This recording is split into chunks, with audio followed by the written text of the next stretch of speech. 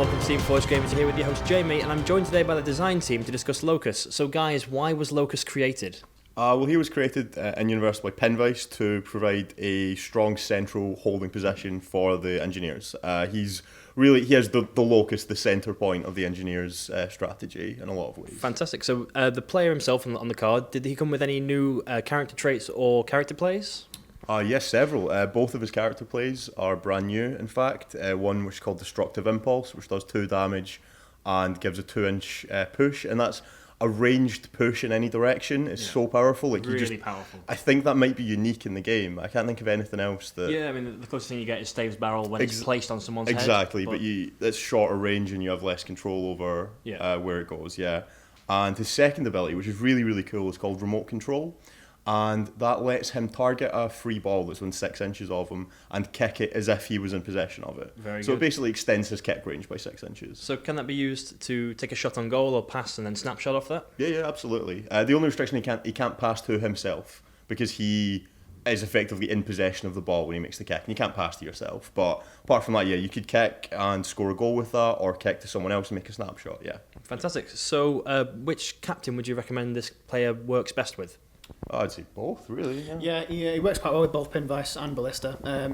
Destructive Impulse gives him a really nice way to trigger momentous inspiration from Ballista. Very true, good way to control the opponent from range and generate some momentum. And also, being a mechanical model, he's going to benefit a lot from the massive suite of abilities that Pinvice brings to the table for all mechanical models. So. Yeah. Very cool. So could you guys give us a lineup that you would see Locus in? Well, I would say for Ballista, certainly I would just go Ballista... Colossus, because if you get Colossus and Locus, those are 2 big, really tough big guys that love to kind of sit in the midfield and control the game. So Ballista, Colossus, Locus.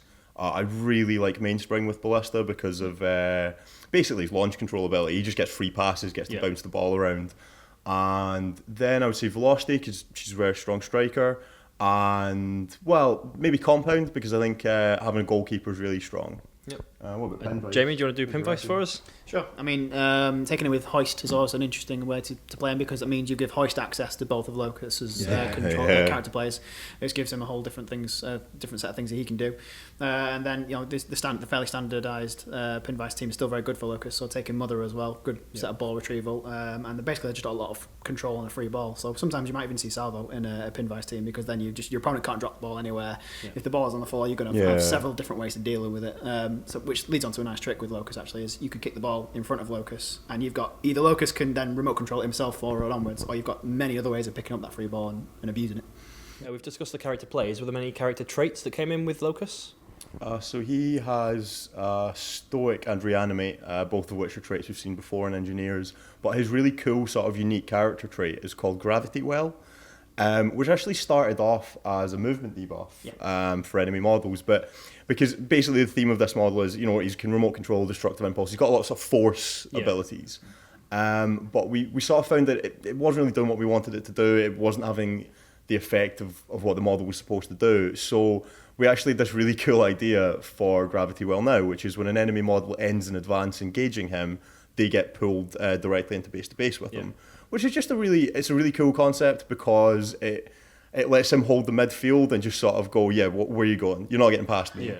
You can't do what the fishermen tend to do a lot, which is sort of run past the model to the exact extremity of 2 and then sort of bounce off them because he's like, no, you come in here. Yeah. You're going to have to deal with me. And that synergizes really well because he can make a counter-attack and he has a momentous knockdown on his first column. Yep. So the idea is he just pulls people in and knocks them down.